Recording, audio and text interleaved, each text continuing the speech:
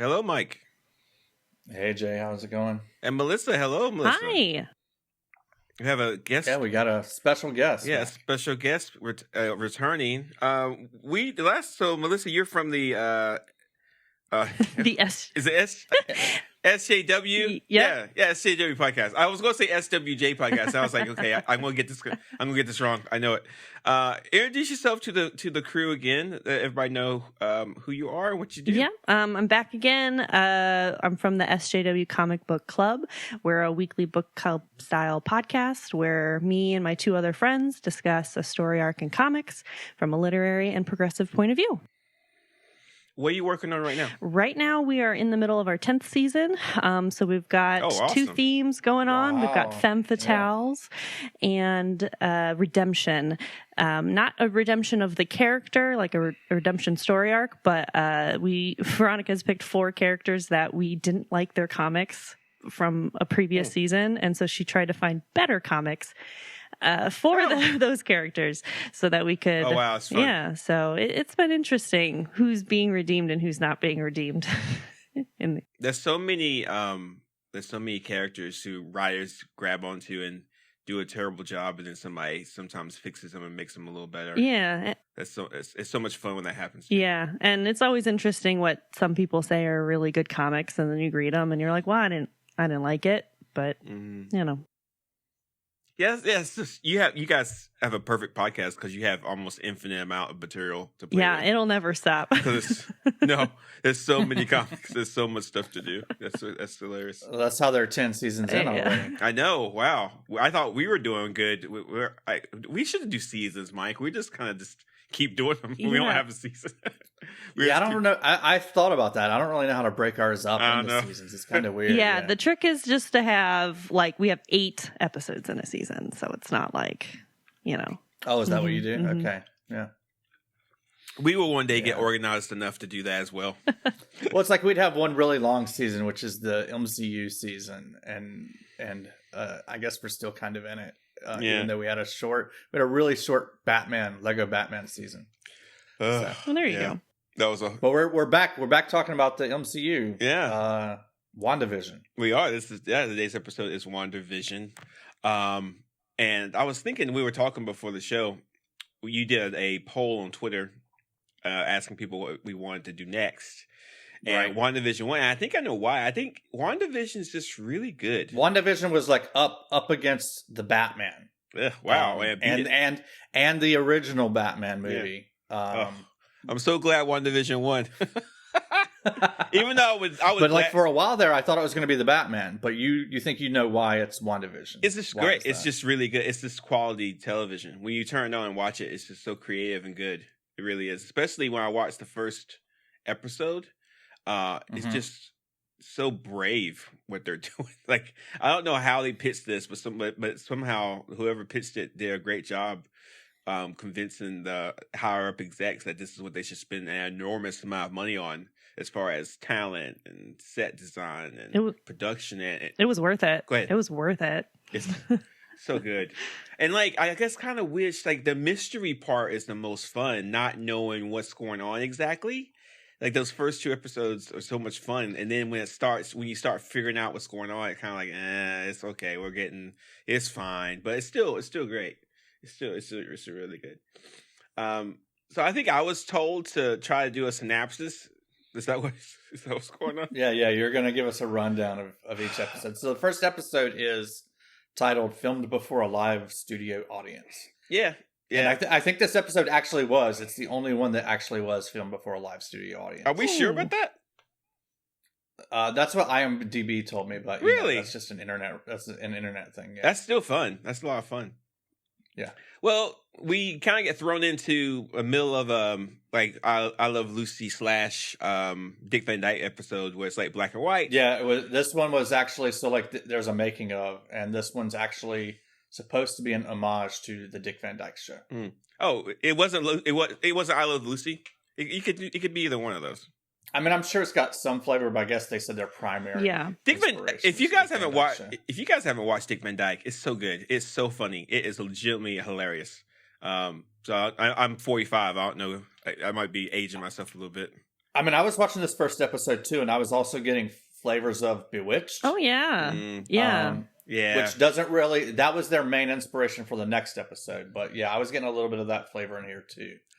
Yeah, Dick Van Dyke is so much fun. But so anyway, we're thrown to the middle of we don't know what's going on exactly, but we know that WandaVision, played by Elizabeth Olsen, and Vision, played by Paul Bettany, they are in a sitcom, and Wanda has her powers and Vision's still a robot, and they apparently are in a new town. They don't really know why they're there, but they do know they exist there, and they're trying to fit in and not be noticed by like the town. So it's like a pretty fun TV like pilot episode of, you got the strange woman who has powers, you got the robot husband, and they're there trying not to let the rest of the town people understand that they're special. So it does have some Bewitched, some what's the one? So Bewitched is what's the one with the genie was it Genie? Was it just Genie? Yes. The black and white show? Yeah. No. I Dream of Genie. I Dream of Genie. Yeah. Yeah. So it has some I Dream of Genie, Bewitched kind of stuff going on. And definitely fun. But also I like the different Dyke stuff. It's definitely fun. I think the acting is great. And that's what really sells this. Like Elizabeth Olsen especially is just like, I'm doing this. I'm doing this. I am acting in this. I am going to do it hardcore, and I'm going to make it work. And like, I think some people who do these movies, these comic book movies and stuff, are just like, I'm doing a comic book movie. I'm cashing a check. It's fine. I'll get done with it. But she nails it. They both just really, really are just like, we're doing this, and they do it well. If that was not only are they acting their characters, they're also acting their characters in a specific style that fits in with like the typical show from 1961 when Dick Van Dyke was on. Oh yeah. Yeah, 100%. Yeah. Mm-hmm. So it's like an acting layer on top of an acting layer. And I just love the writing of this episode because it does such a great job of demonstrating Wanda's powers and her control over them. So if you really don't know much about, like, let's say you just started watching WandaVision and you didn't really watch Endgame or Infinity Wars or Age of Ultron or any of that stuff, like, you can still 100% understand what's going on. And like, it's such an excellent overview of her like actual control of a bunch of things, that even if it's just like within the house, we don't like go too far out of the house in this episode, but so good. Yeah, and like they so anybody can just jump in and enjoy this, but also they're not running away from the comic stuff, so I kind of like both. That's kind of threading the needle, which is really good. 100%. My favorite part of this episode is when the woman's like, he's choking to death, and so there's a house party, whatever, and you got Vision's boss is there. He's eating some food. He's choking to death. The boss's wife is like laughing, but she's like, stop it, telling her to kind of stop joking, but also please stop him from dying. And it gets real serious. It gets real dark, real fast, and you realize that something is like definitely wrong, but the show. Thankfully, the show isn't ready to give it just yet. So I remember when this episode came out, like there's a whole Reddit, Twitter, Marvel thing, and I don't know the name of it, but it's just like people, I don't want to say this guys, but people theorizing what's going on. And that's all they did was just throw out different theories about what's happening. And I thought it was fun to watch them theorize, but it's also kind of frustrating because we're going to find out soon anyway. So just wait, but still, it was fun. That one scene was one of the things that I wrote down as like a note. It's very specific. Like, they wanted us to latch onto that, and she just keeps saying "stop it" over and over again. Like, at first, it's her telling her husband to stop it, because whatever he was saying, and then he starts choking, and then she keeps saying "stop it" over and over again. What do you think? Is it just like they're just playing with it and it's different layers, or is there something like really specific about that I'm missing? Well, I think part of it, and Melissa, you can jump in too. I think part of it was like the woman saying "stop it," like stop him from choking, stop the husband, stop being rude, and also Wanda, stop what you're doing. If you look at it from retrospect, it's like, hey, stop doing what you're doing right now, because it's not good. Yeah, and this is like part of what I was saying before, the control of Wanda's powers. Like, I think from like this particular moment, it's so obvious that Wanda is in control of these two people because no one's acting in a way that you would normally act. Even in the 1950s, like your boss is over and you're saving face. You know what I mean? Like this is like Wanda's not reacting in a way that you would expect someone to react. Like everyone's just sitting there and someone's like choking on the floor and his wife is like clearly freaking out, but like unable to do anything about it. And I just really love how you're like, oh no, this isn't a Happy's 1950s sitcom. This is something much more sinister, perhaps. Yeah. Yeah. And if you read the comics, it's not unusual for the Scarlet Witch to be involved in something like this. She's like, I'm sure we'll get to that at some point. Next episode, season 2. Hang on a second. I got a couple of things to ask you about that. Go for it. So, the Toastmate 2000 ad. What's your take on that? Well, the initial take is if you unfortunately watched Avengers: Age of Ultron, if you watched that, which is probably one of the weakest Marvel movies, it was Wanda told a story about how a Stark missile went into their house, and this is actually kind of brought up again in a later episode of WandaVision, and the bomb didn't detonate, and so it just ticked for over and over and over again. And then her and her brother had to like watch it as like her parents died in the crash, whatever. And so it's like the commercials are giving us hints to Wanda's past, and like it's us. If you look at the show as an open book to Wanda's subconscious, it makes a lot of sense. Like her subconscious is kind of splayed out open for us to kind of look at and interview and understand. And I love the fact that later on in the show, we just realize that Wanda's just really hurting. She's just hurting in a way, grieving in a way that I guess this is unhealthy grieving. I don't particularly mind it. I think it's fine. No, but she didn't kill anybody. She just took over some people's brains. It's just for some a while. Casual mind control of several thousand people. It's fine. Yeah, one would argue that we're mind controlled anyway, so it doesn't really matter. Like would those people have done anything different if she didn't do that? But anyway, it is definitely accidental. Like she doesn't know why she's here at the very beginning. She didn't. It's not a grand plan of hers. It's just kind of a breakdown. That's so. It's curious. You say it's accidental because there's hints that it is and it isn't. So we'll kind of play with that. There's definitely a psychotic break, whether intentional or unintentional, how she's built this world. Either way, she's so incredibly powerful. It's insane. Yes, 100%. So the toaster's like a pretty clear connection to her past in the other movies. I'm wondering about the other ads, but we'll get to those as we go through here. But in this episode, the last thing I have is just that August 23rd date on the calendar with the heart on it. Is there more to it than just what we see here in this episode with that date? Does that conjure up anything for either of you? There probably is. I didn't do any research on it. No, I don't feel like Googling it. So I don't know. Just say no. I don't know. Maybe that was the day that House of M happened. I don't know. Yeah, I don't know.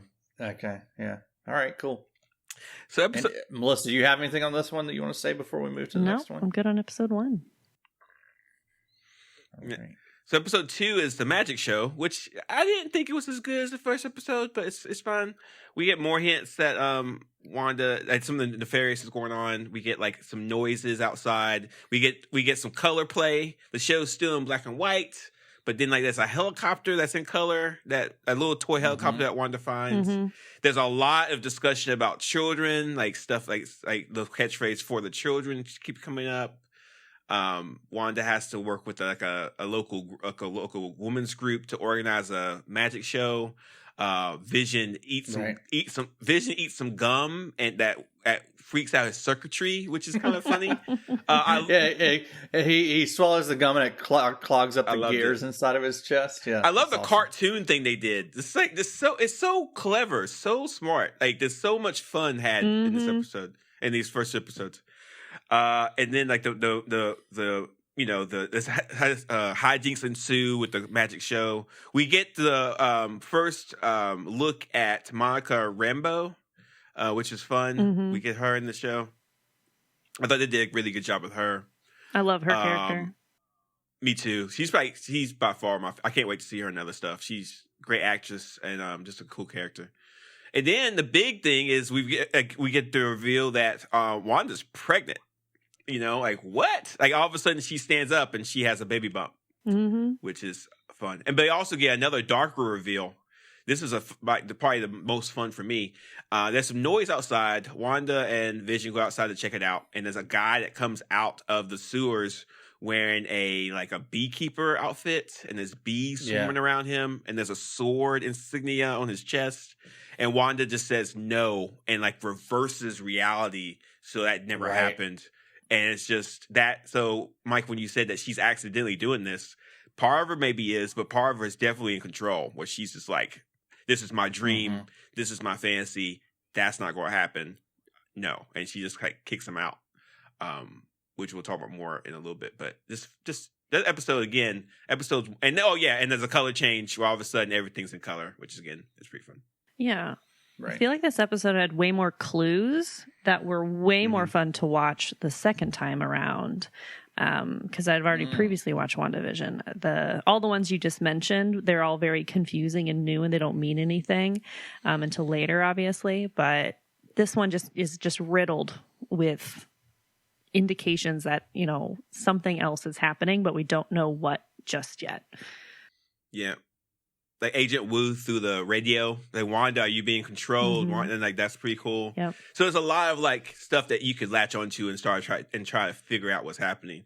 And like it's cool because I think Marvel, especially the Marvel shows, they do very well as a mystery. I remember when Mike and I were doing the Loki episodes.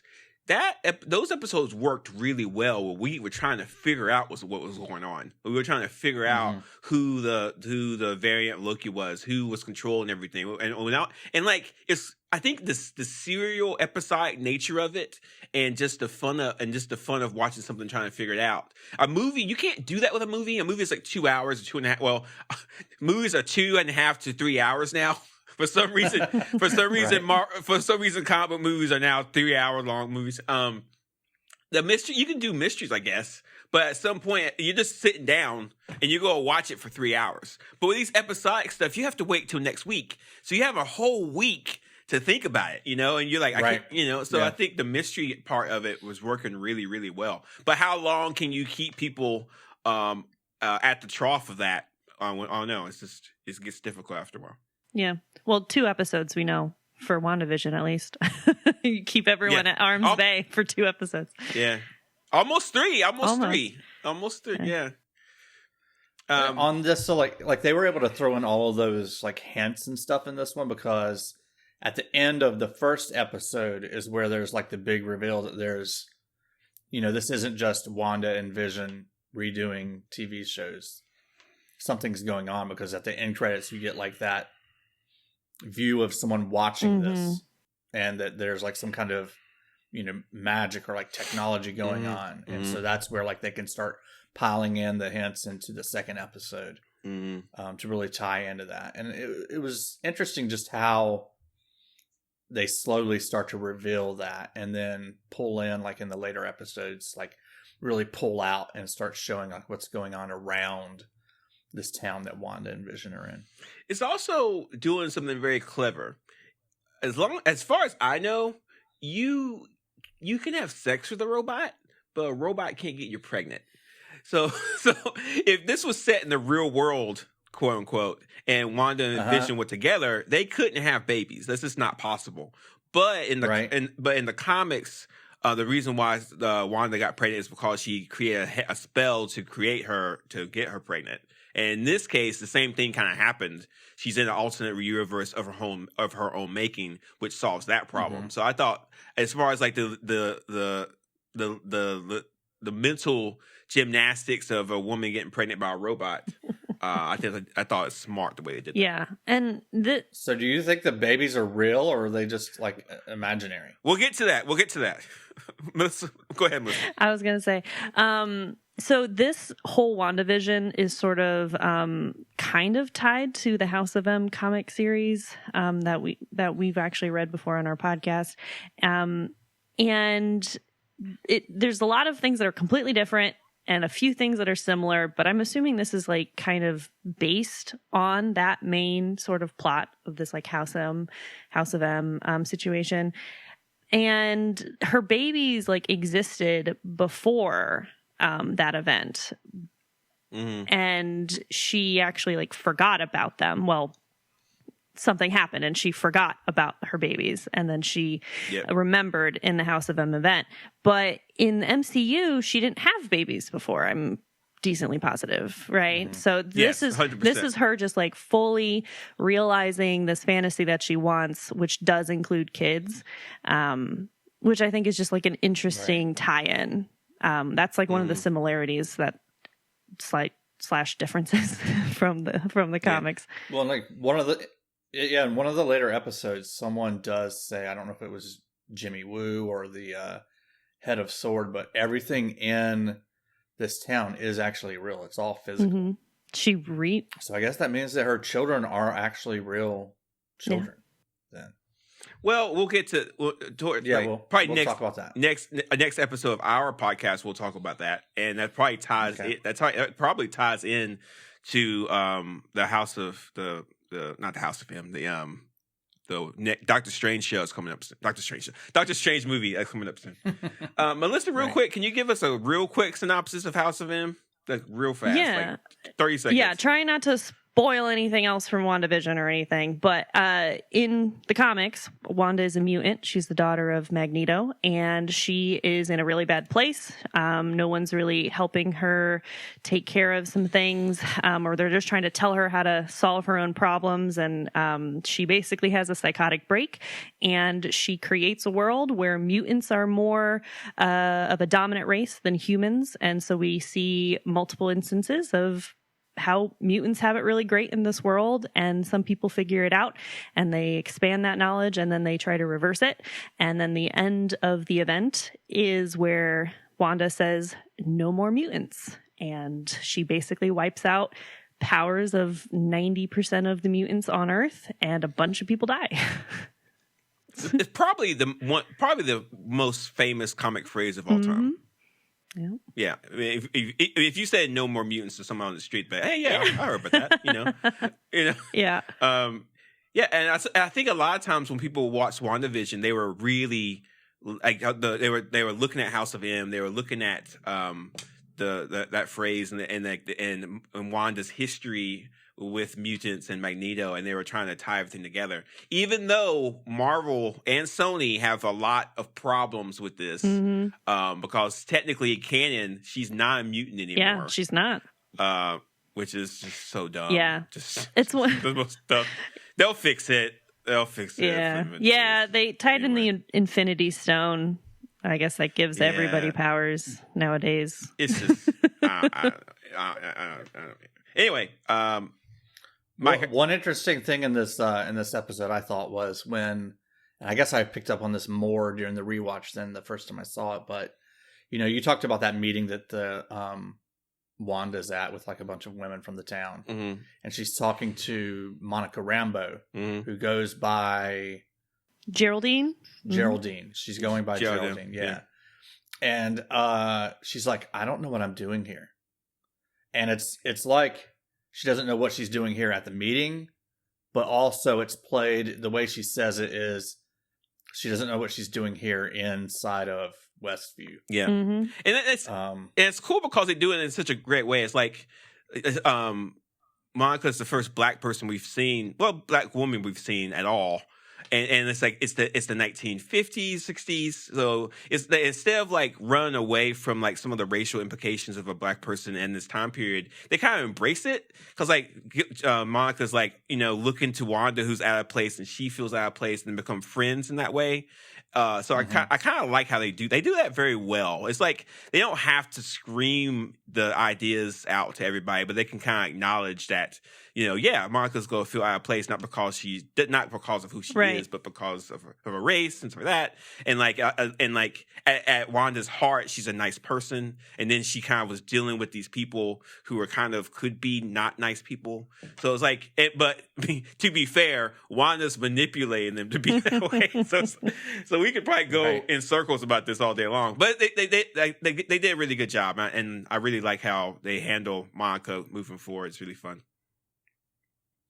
Now this episode has a Strucker watch ad. Yeah, I mean, I get the Toastmate connection to that missile from Tony Stark, but this one I have no idea what they're trying to connect. Well, okay, Mike, I'm going to give you. We got to do we got to go way back. I kind of want you to do a quiz. So, who gave Wanda her powers? You know, right?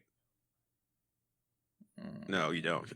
Strucker gave her powers in at the end of. What was the movie? Gosh, it was Captain America. Yeah, it was Captain America, Winter Soldier. At the very end, it shows that Strucker gave the powers to Pietro and Wanda using the spear that has the Mind Gem in it, which absolutely makes no sense. But it's fine. Right. Yeah. It makes zero sense. None whatsoever. But whatever. So that's why. So she's a lab experiment, and later on in the episodes, you kind of see that. So yeah. So she has connections to Hydra. She has connections to Stark. She has connections to the Avengers. She has connections to all kinds of stuff. So and the ads are kind of helping us understand that more. Okay. All right. Ready for the next episode? Now in color. This one inspired by the Brady Bunch. So good. Absolutely. Is it? Oh yeah. I never watched the Brady Bunch. The intro song, you didn't? The intro little fun thing or whatever. It's almost directly really. Yeah, I mean they don't do the Brady Bunch grid, but everything else, these inspirations that they drew for the episodes, they're heaviest in the intro scene, the little opening montage. Yeah. No, I never watched Brady Bunch. I have no interest in it. That's fair. But you know what's interesting? They show a scene where Paul Bettany is wearing a button-up shirt. He is ripped. Oh yes, that dude is ripped. Yes, he is. Stacked. Yeah. I looked at him. He's walking down the street. I was like, that dude is well built. You never would have thought that until that episode. It's he's got definitely a good frame. I kept thinking about it over and over for 5 minutes. He's really in really good shape. But anyway, I don't want to admit it, but I noticed that as well. Yeah. So in this episode, Wanda's pregnant and she's in her power. It's kind of cool because the show is kind of reflective of the fiction that she's created. So she has powers, but their powers are freaking out because of her pregnancy. And Vision's trying to learn about how to be a father and prepare for it, which I think is really cute. And it's just kind of a fun episode where Wanda is trying to deal with the fact that she's about to have babies and trying to hide it from the rest of the world because she just got pregnant a couple of days ago. Mm-hmm. But there is a couple different dark scenes.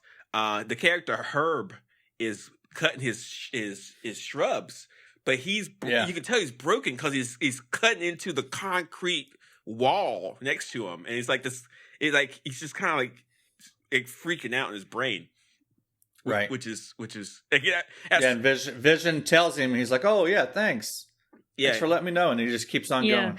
Yeah. Go ahead. I was gonna say, I think in this episode, because of her pregnancy, her control sort of slips a little bit, because we have that scene with Herb, and we have Vision beginning to doubt and asking questions that are inconvenient to Wanda. That's really good. Really good. I didn't even think of that. Yeah, that's great. And there's so much physical comedy in all of these episodes, and they all do such a really great job. But yeah, it's she's distracted just a little bit, and you can even just see the ripple effects of that, which is just amazing.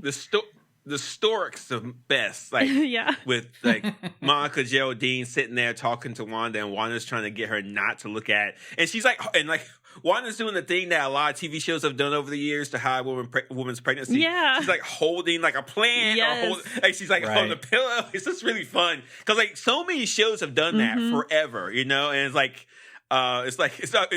we know she's pregnant. You don't have to hide it, really, but it's really hilarious that she was doing it. And then Wanda has the kids. She has the children. She has 2 twins. Yeah. Which is comic book relevant, and Monica is helping her do it, which I think was really good. It's a really sweet scene when she has those children. I think, it's good for us because the character's changing.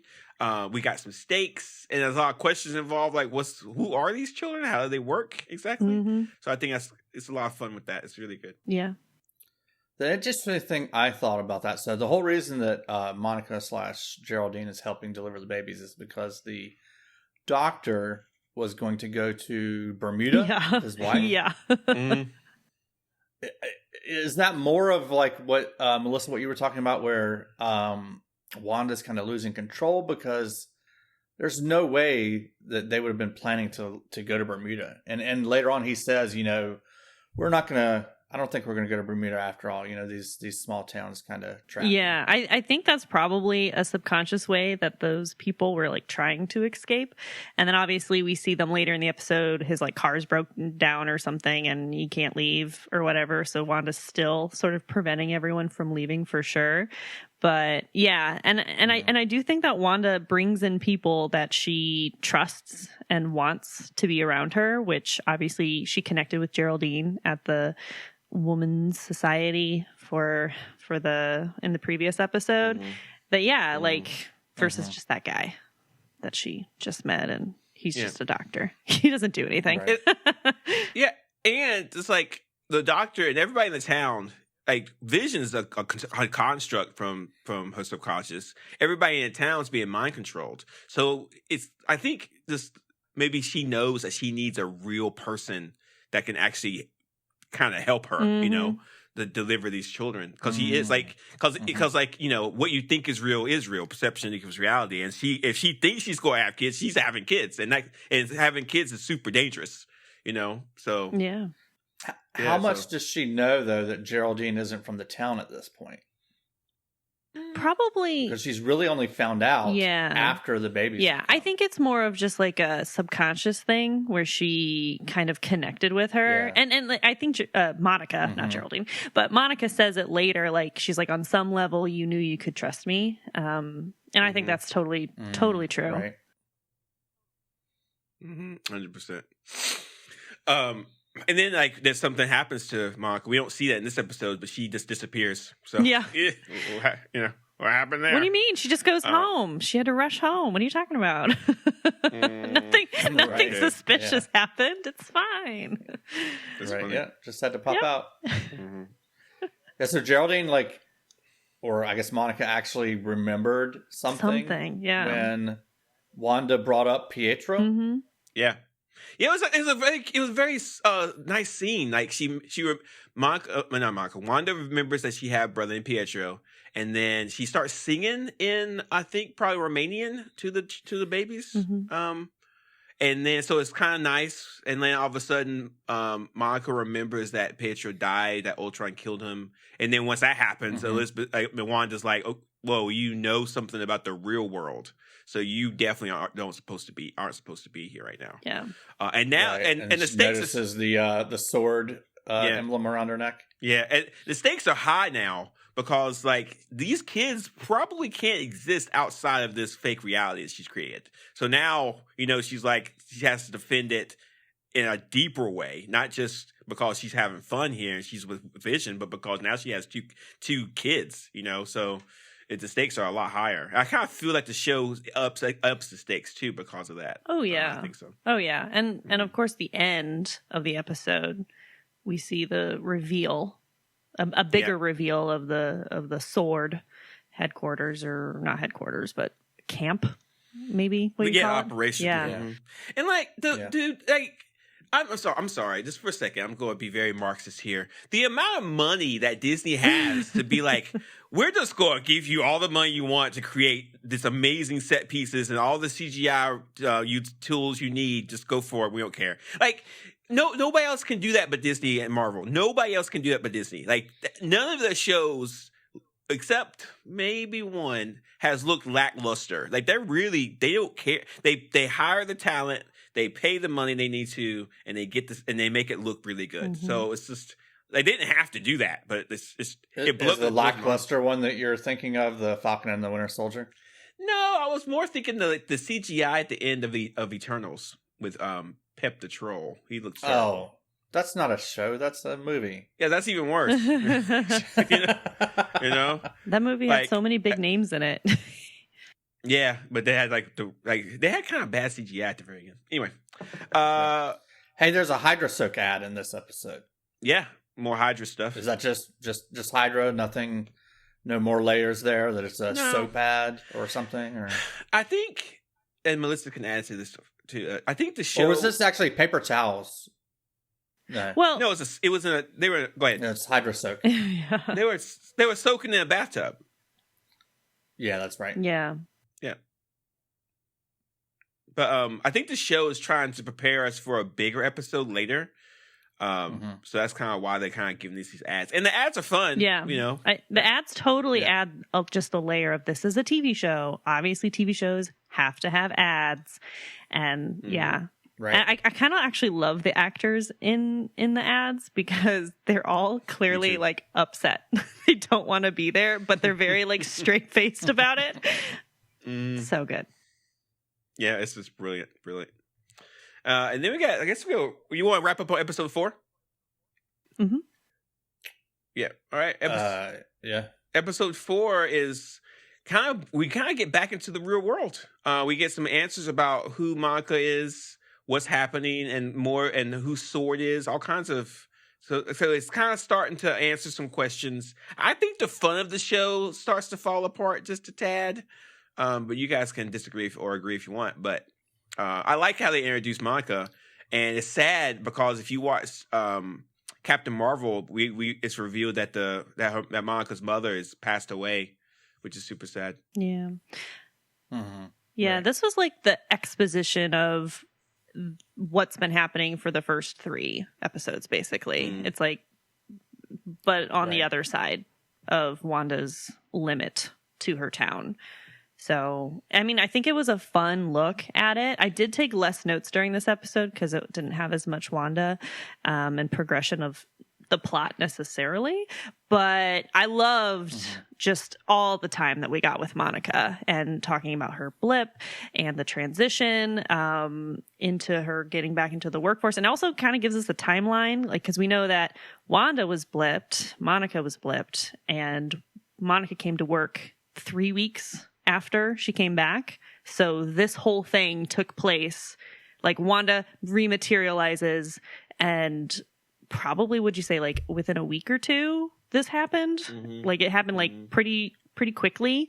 Like she's just traumatized. Like it kind of sets the tone of like this, like the whole world is traumatized right now. And this is Wanda's version of it. So yeah. What happens when someone has amazing powers, has a COVID level psychotic break? You know, like what I did in 2021, January 2021, is I took a bookcase and threw it across the room. Yeah, you know? And I was like, I'm sorry, wife, I have to clean this up. My apologies. And what Wanda does is takes over, and like that's why I'm kind of sympathetic. I'm like, yeah, she just had to deal with it. She did. Has a thing. Yeah, she had a little thing. I got 2 things with this. One, you might not know this, but did you guys watch Spider-Man Far From Home? Is that the brand new one? No, it's the second movie. It's the middle one, yeah. No, I don't think I've seen it yet. Of course I saw it. When they reversed the blip, it was a big flash of like light around the people. So there was a scene in Far From Home where there's like a gym class, and originally they turned to ashes, but then they showed it 5 years later. It's like a big flash of light, and they just appear. But in WandaVision, it's like they show an effect of smoke coalescing back into form.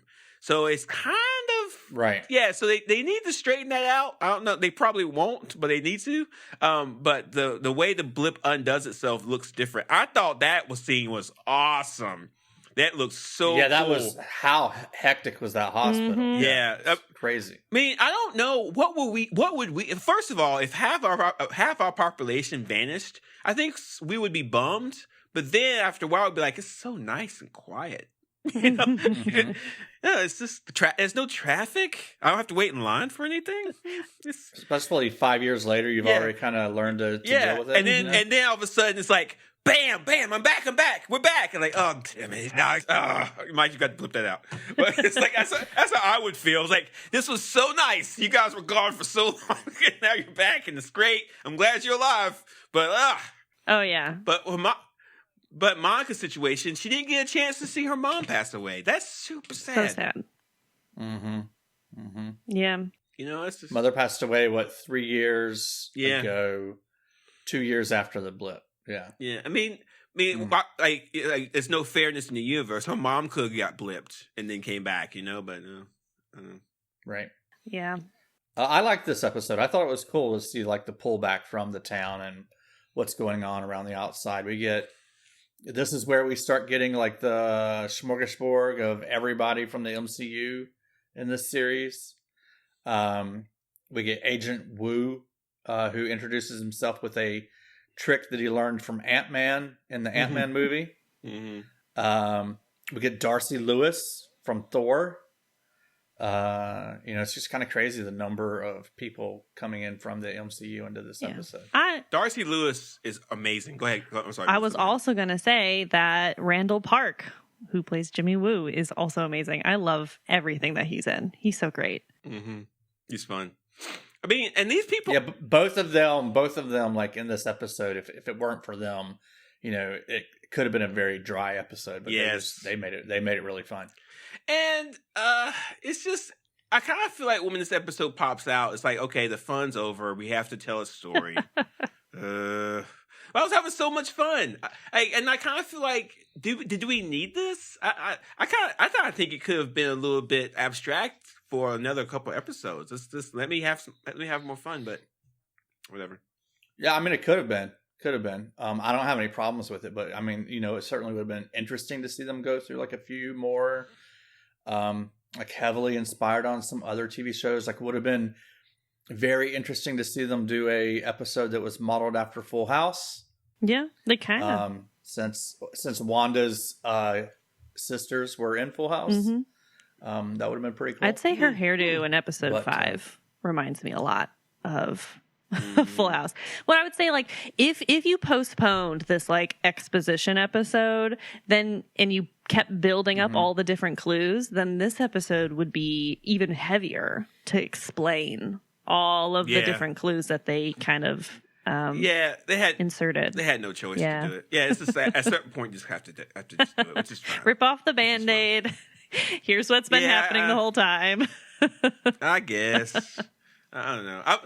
I'm always on like team make it weird. Like, just make it super weird, bad. Just go for it. Because like everything's so normal, but you know, it's fun. It's good. We do get a villain. We get director Tyler Haywood. We get his revelation. So you know, I think Josh Sandberg did a pretty good job. He looks like a villain. I kind of want to punch him in the face. So yeah, definitely. He definitely has a very punchable face. Yeah, it's got that big square jaw, you know, just pop him.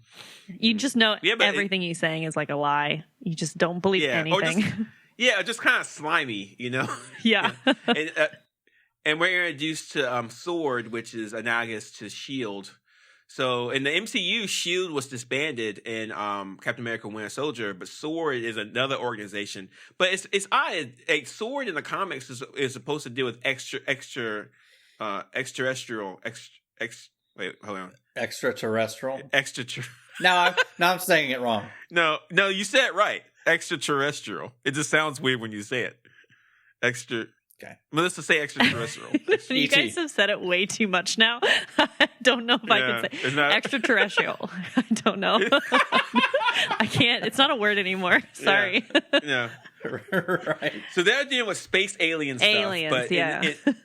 But in this, they I think they do say that they deal with that kind of stuff too, but they also just deal with this Wanda stuff. So it's like, I never thought it was right as a storytelling element to get rid of S.H.I.E.L.D. because if you look at the different Marvel stuff, they bring in Nick Fury and have like S.H.I.E.L.D. type stuff throughout.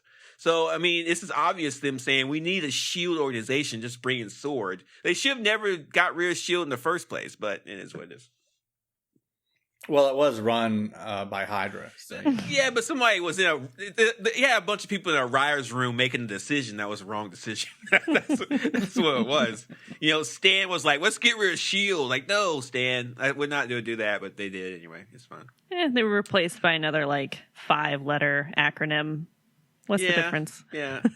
Yeah, that's true. No, that's exactly. It's no difference at all. So, it's fine. But the quality of WandaVision, the quality of the storytelling, the quality of the acting is just this could have been I remember when they put this out, when they announced this, I was like, there's no way no one's going to watch a show about a super powerful mutant witch and a robot and them having kids. No one's going to understand the root comic stuff of it. No one's going to care. It's going to be too weird. It's not going to work. I was completely wrong. And it could have been a disaster, but it didn't. It turned out to be really, really good. And if you look at all the Marvel episodic stuff they've put out so thus far, this was the best one. It was the first one. It's just so good.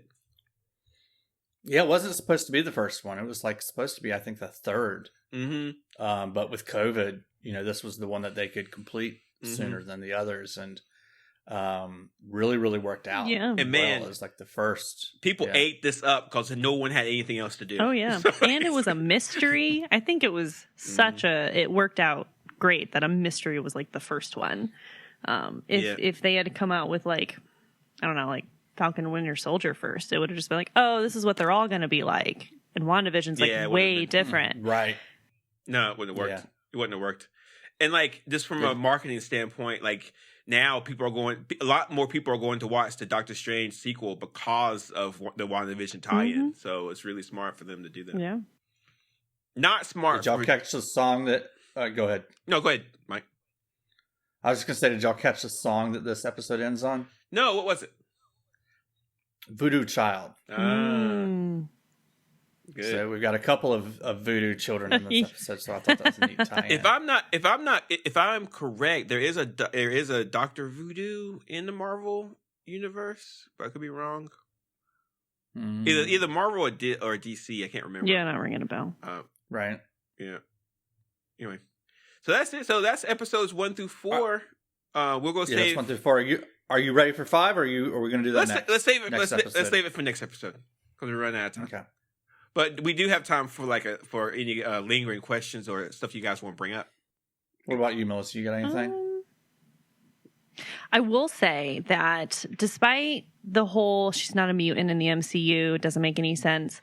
I will say that ever since she her first movie, which I think was Age of Ultron, her progression as a character has been so consistent, and it's just been slowly building, and it's been very satisfying seeing, her progression throughout the movies and then obviously this show. And we can see so much potential for her becoming, continuing with future shows and stuff like that. Where in the comic books, she kind of has a sliding progress of she's responsible for the House of M event, then there's some retconning that it was Dr. Doom, and then it was her fault, and her development as a character just kind of depending on who's writing it and what she's needed for the story, it just kind of slides around, and it kind of isn't very consistent building of a character, which I do appreciate because that's a great point. Great point. Because I like this version of Wanda way better than comic book versions of Wanda, and it's got me in a weird place where I've been thinking about this a lot. The MCU is more like a different comic book than it is a version of the comics. At this point, you're just reading a different comic book series. Yeah, like an alternate universe they've created, which I really appreciate. And one of the big producers at Disney said the biggest problem they have with these Marvel shows is getting the actors to do it. And at one point, Elizabeth Olsen could be I don't want to do this anymore. Wanda's gone. That's it. They can't do anything else. So as long as she wants to keep doing it, they can do it. But at some point, they're not going to be able to recast her. They might as well like it. So it's it's a good thing that they have these great actors who want to do these roles. But at some point, Disney's going to have to deal with the fact that these actors aren't going to want to do these roles anymore. And then what do you do? Well, I think that was Endgame, right? All the actors that didn't want to do it anymore. Yeah. It's like, let's kill them off or move them out or and like that's why you hear so much about Tom Holland. He was like, hey, I don't know if I'm going to do another Spider-Man movie. So it's like, we'll see. I don't know. So it's like a good problem and problem. It's crazy. But that's WandaVision episodes 1 through 4. We'll do the rest of them 5 through 9, or is it 8? 9. Yeah. 5 through 9. We'll do those. That's 9 next week, which I'm pretty excited. I love where I think my favorite episodes are the last 2. To be honest with you. Yeah. Mm-hmm. Really? I think so, but we'll get to that. I think I had the opposite. We'll see when I rewatch it. But I think I had the opposite. I think those are maybe my least favorite. We don't agree on anything, Mike. So that's fine. I think that starting like episode 5 is where all the juicy action starts happening. That it really like everything that we've been building to starts paying off. So like I just think the rest of the show, not that it wasn't good episode 1 through 4, but episode 5 is really where it just like takes off. Yeah, It's like if you didn't like the sitcom-y, fun kind of Dick Van Dyke stuff, then wait until you get to the last part and then you're going to love it. But if you love the Dick Van Dyke stuff, we'll go help you. It's going to be okay because we're going to answer some story questions, so you're still going to like it. So I agree, 100%. I have some news we can abuse if you're ready, Mike. Oh wow! I was not expecting that. Really? I'm so ready. Ready. Do you know about our news we can abuse segment, Melissa? I think we did it last time when I was host. It's just news. It's not anything special. No, it's news you can abuse. Yeah, it seems pretty self-explanatory. Very special. Somehow we've done 60 episodes. I don't know how we've done it. I just don't know. Well, you've done a great job so far. Yeah, thanks. Thanks, Melissa. First up, some people hate the new Miss Marvel trailer specifically because her powers are portrayed in an interesting way. I don't know if you guys read the comics or played the Avengers video game, which is also Miss Marvel centric. But it's really good. If you want to know more about Miss Marvel, you can just play the Avengers video game. It's really good. The Miss Marvel, her powers are sort of like Mr. Fantastic's, which is like stretchy arm. And biggin, kind of stuff like that. Like she can make her fist real big. She can make herself real big. Stuff like that. Like size manipulation and stuff like that. That's not what's happening in the show. In the show, she has... I was going to say, I'm going to have to rewatch this trailer because I don't remember any of that. It's energy. It's some kind of energy manipulation. Oh, well, that's kind of a bummer. I really thought that power of hers really made it like unique and cool, of this like young woman doing ridiculous things with her body and getting big and tall and stretching her body. Oh, that's kind of a bummer. I didn't see the trailer, but so here's my I don't want to defend it, but I will say this. This is the same problem that people have with Mr. Fantastic when he's for the Fantastic Four movies. It looks weird on screen. That's true. Just looks strange. That is true, though. If it didn't look good, then what would be the point? Yeah. If some of this stuff is about fantasy, something like fantasy fulfillment. So like when I'm watching WandaVision, I'm like, man, I wish I could make things float, or I wish I could fly. I wish I was a robot. I wish I got super speed. I'm looking at Mr. Fantastic. I'm like, I don't want to stretch like that. Like, I don't want to do it. And like, I don't know. I don't know. I'm on the fence. Like whatever makes the show work, because the core character looks good. Like she's a teenager. She's Muslim. I think she's Muslim from Indian descent. So I'm not really sure 100%. But it's a lot of cool stuff going on with her. Does the powers matter? Well, maybe. So we'll have to just wait and see. We gotta wait to see when the show comes out. I don't know. I highly recommend her early comics. Sony and you do? Yeah, we read one. Yeah, I should read those. Yeah, they're really good. Okay, good. I should read those. Sony and Marvel have some stuff going on, and they need to fix it. Because with Morbius, one of the directors or producers at Sony said, yeah, Morbius is in the Spider-Man universe. He's in a Spider-Man universe. We don't really know which one. But yeah, Spider-Man exists here somewhere. And like, you need to be way more specific, dude. You have fans that are trying to understand where Morbius, who looks cool, by the way, where he fits. And like they're just like very vague. And at some point, Sony needs to just give it up and rent all their rights back to Marvel and say, Marvel, here's all your rights. You pay us every year a bunch of money, and you get to do what you want. Because what they're doing right now, Sony has some of them, and Marvel has some of them, renting them from Sony. But then Sony can be like, we don't want you to do this anymore. Give it back. It's just an absolute mess. Like right now, Spider-Man No Way Home, you can't watch it on Disney Plus. That makes no sense. It's a lot. I don't know. How do you guys feel about it? Yeah, it makes continuity a little harder, for sure. doesn't it? When you can and cannot It makes it impossible. Yeah. I don't know if I'm spoiling some of your further news you can abuse, but doesn't Sony have yet another like Spider-Verse movie coming out with like? Oh God, yes! I didn't even put this on there. I'll find it. They're making a what's it called, Madam Web movie. Based off of one of a kind of a not unknown character, but based off an unknown character in Spider-Man lore, where she's like in charge or connected to a Spider-Man multiverse. Yeah, I don't know. That seems really weird to me.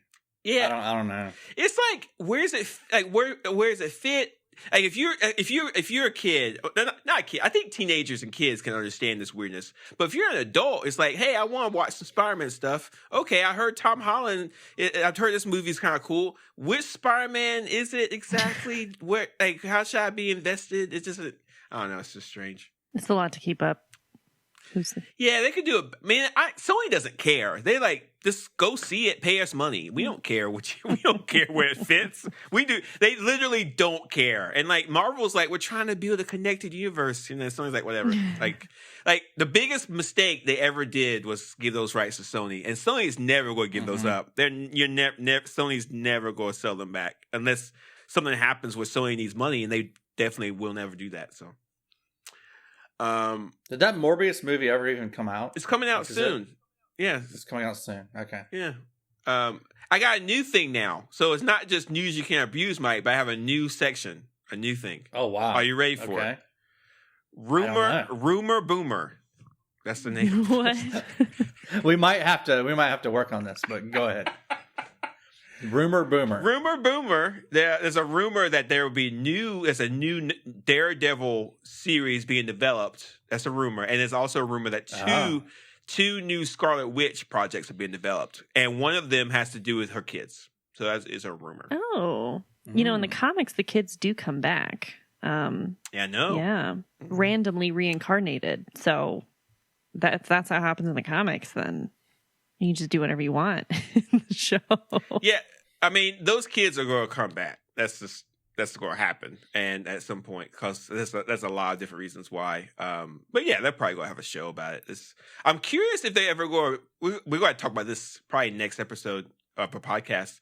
I'm curious about Pedro and his future in the MCU. I'm curious about what they're. I'm so bummed that they killed him so early on in the movies. I feel like Joss Whedon. Blame Joss Whedon. He has to kill somebody off. That's the only way he can get people to feel an emotion is to kill off a character they love. That's the only way you can do it. Like you can't do anything else. So that is news you can't abuse, and also the new section of our podcast, Rumor Boomer, which is just Rumor Boomer. Right. Do you have anything more on that Daredevil rumor? That's the one I'm interested. They're making a Daredevil show, but I don't know if it's a reboot, show or movie. It's gonna be a show. Or movie. Show. Sure. But we don't know if it's a reboot or what. So we do know that Marvel's like, okay, here's all the Netflix shows. So we don't know if they're canon, but they probably are. So we don't know. Yeah, I'm gonna go ahead and say it's not a reboot. Because we've got the Daredevil shows. We've got what's his name? What's Charlie the actor? Cox? Yeah, we got Charlie Cox in the MCU. Handsome guy, good looking dude, very good looking. They're just going to continue. I hope so. You know where I first saw him? Stardust? No, Downton Abbey. Oh, well, you should watch him in Stardust. He's really good in that. What's he doing there? It's just a movie. It's a Neil Gaiman movie. Based on a book. Ooh, I love Neil Gaiman. You'd love it. Cool. It's great. Oh, I gotta do it's that. on Netflix. Yeah, he's great. Isn't that like the really kind of very fantastic looking. Oh yeah, movie. oh yeah. It's he basically steps into a world of fairies. I guess basically a world of magic, and it's just a really well told story. So Neil Gaiman's great. Is it Gaiman or Gaiman? Gaiman. It's Gaiman. Pretty sure. 99% sure. Right. Melissa, how can people listen to your podcast? How can people connect with you guys? How can people learn more about you and the podcast? Yeah, you can check us out pretty much on every place you find Super Slideshow. It's Spotify, Apple, all the basic podcasting apps. We're the SJW Comic Book Club. Check us out on Twitter or Instagram. Yeah, just find us out. Wait, you guys are on Instagram? Mike, we need to be on Instagram, Mike. What? How come? I thought we talked about this. Instagram is Facebook, and I have an Instagram. You know. I'm gonna make us an Instagram account. Oh, you have an Instagram? All right, well then you do it. I don't. We have use ours to post favorite panels. We like specific panels, and we post those. So yeah, maybe I should do maybe we should get on TikTok too, Mike. Can you dance, Mike? No, I can't either. Yeah. Mike, how could they find our podcast? But they can't find us on TikTok. They might find us on Instagram soon. Yeah, they find us everywhere. Everywhere you find podcasts. You find us on Twitter at Super Sideshow. How's that Reddit coming along, Jay? This is an inside joke. He's always going to work on the Reddit. I'm going to do it today. I'm not probably going to do it today because we have basketball to watch. March Madness, baby. Let's go. Maybe I'll do it. Maybe I'll do it while I'm watching March Madness. There you go. That sounds like a good activity. Probably won't happen. But we are on Twitter at Super Sideshow. Yeah. And we love to tell people to share this episode. If you enjoyed listening to it, share it with your friends. Share it with your non-friends. Share it with your enemies. Melissa, who else could they share it with? Oh, their next door neighbor, someone at the grocery store. Oh, that's a good one. You go on vacation, you just meet random people on the street. Oh yeah, just like airdrop it to people. Just like randomly airdrop it to people. Yeah, print that's out a good flyers, idea. We haven't even thought of that one. Put them in your neighbor's mailboxes. We should send it. Right. We should put it on USB drives and send it to Congress. There you go. Every Congress and senator. Just send in the envelope. I'm sure they'll put it in their computers. So a random USB drive. What's in this? I'm sure they'll do that. Yeah, there you go. I'm sure Super Sideshow coming on cassette tape soon. That's a really good idea. You're laughing, but I actually think that's fun. I think that'd be fun to do. Yeah. All right. Well, next we'll talk again next week. All three of us. Yeah, Melissa, you can be back, right? Absolutely. Next week. Awesome. I can't wait. It's gonna be fun. All right, next week. That's us. Closing out WandaVision. Yeah. All right. It's going to be good.